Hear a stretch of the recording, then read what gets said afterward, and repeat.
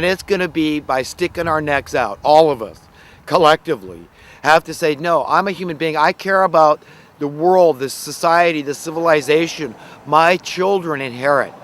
I care about that, the world that their grandchildren inherit, and on and on and on.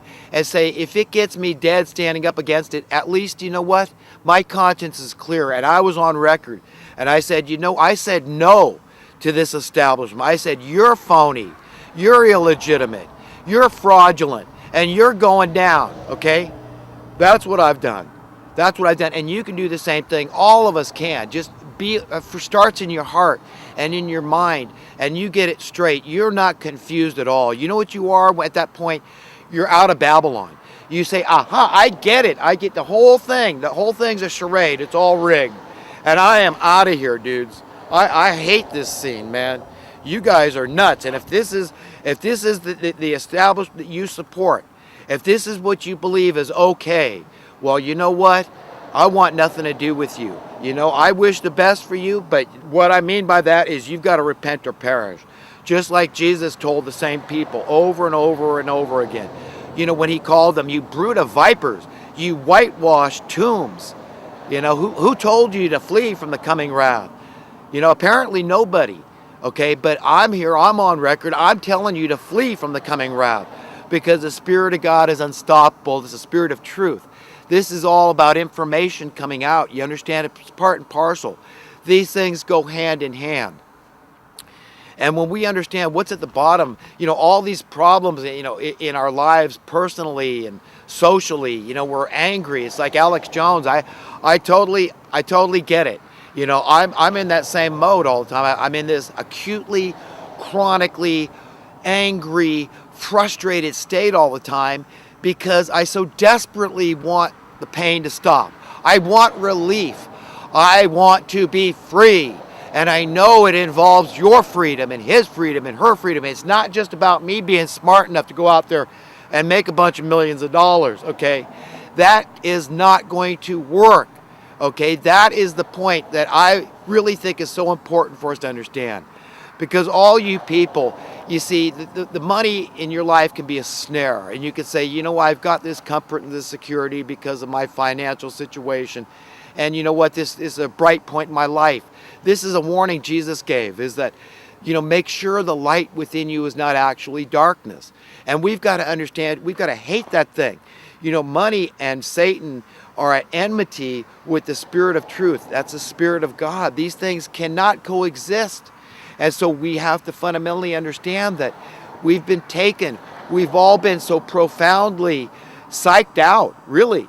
Psyched out, brainwashed, indoctrinated, inculcated, with marinated, steeped in the mindset of this spirit of this world, the spirit of the air that's just floating around, this hate for humanity, that you're bad because now you're on the earth and you're wrecking up the joint. We're less than creatures now. And a lot of other people have pointed this out. We have less rights than all the other animals. And they have less regard. Look at what I see in the news. How it appears that human beings, we're this great benevolent class. And whenever there's a natural disaster over here, over there, all these people join together, and kumbaya. And we're going to fix it. We're going to make things right. And you poor people. And I think every day of the week they're dying out there in the cold. Search and rescue, you don't have to go far. Go downtown. People are going to get their heads kicked in on the on the porches of businesses. They're going to die out in the bushes tonight from the elements. Don't you understand, folks? That's a health and safety issue right there.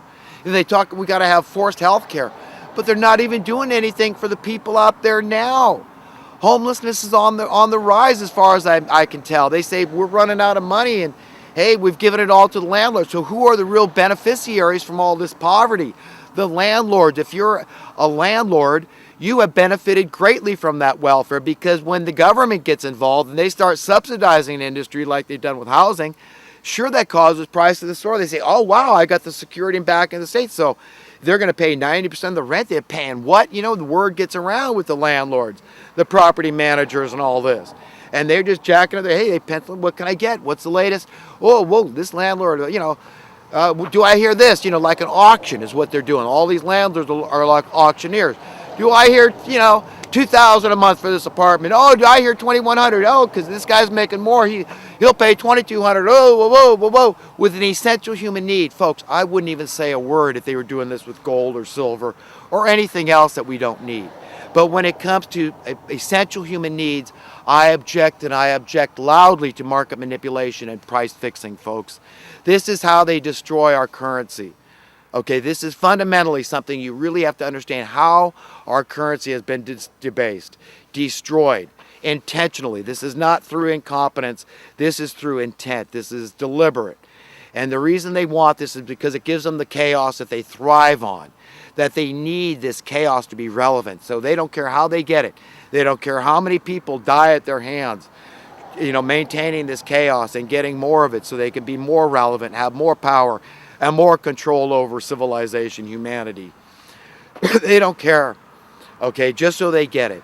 And this creates all the problems we have, folks. This is the root problem of it all. And we've got to really step back from this and understand that we can have prosperity. We will be more productive when we're free. All right, that's a matter of fact. I'm sure there's been studies on this too. And I'll give you a little example. I went to school in Ireland as a child.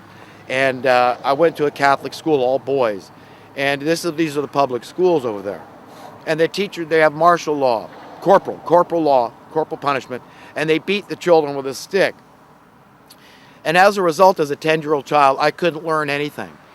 I remember getting 24 answers, all of them wrong, on simple math, simple addition and subtraction questions. And the deal is that you get X amount of swats on the hand with this stick the teacher brings in front of the class for every question you miss wrong. But when I turned in the paper and I got them all wrong, the teacher showed mercy. He laughed. He thought it was funny, sadistic. And he brought me up in front of the class. And so I only got, I think, 2 swats. I was an American. He gave me a break. I don't know what it was. But he was a very mean, sadistic person that enjoyed hitting the children. And anyhow, when my parents got wind of it, my dad almost went up and killed the principal. They call him the headmaster over there. But it was quite a scene, but he yanked me out of there and put me in a little Protestant school with no funding at all. But the reason I point to that is because, see, that's what it was like for me to learn when I was in fear. And that's what it's like for all of us. We've got to, really start treating each other with kids' gloves, but really encourage each other to open our eyes and to awaken to the level of, that fraud and illegitimacy that's been perpetrated on us, and how this has been done through the money by getting us to trust in this false God, this false master. And it's easy. I mean, God understands. He understands our love of money. He says, well, yes, you need those things. But, look, the Father takes care of the birds, Jesus points to. Don't worry about it, and all this. But look, can we help it, God? And so that's why he's merciful. He needs to be merciful and compassionate with us. He needs to treat us with kid glove. But he needs to be powerful and forceful too, and keep on, encouraging us to, come on, stand up, be men, be women, and stand against those forces of darkness. And this is how, target the money printing. Say, this is it. If we don't get to the root of this problem, nothing's going to get fixed. We're just going to have evil policies running our lives. Basically, that's it.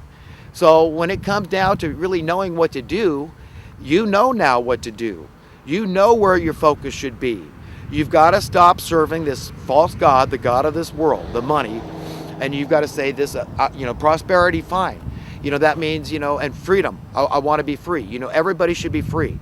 And, the problem is that that's directly associated with the money. You've heard of financial freedom. That's the problem. Financial success, right? So success is not about embracing the right values in life. No, success is, making a lot of money. That's what being successful is, right?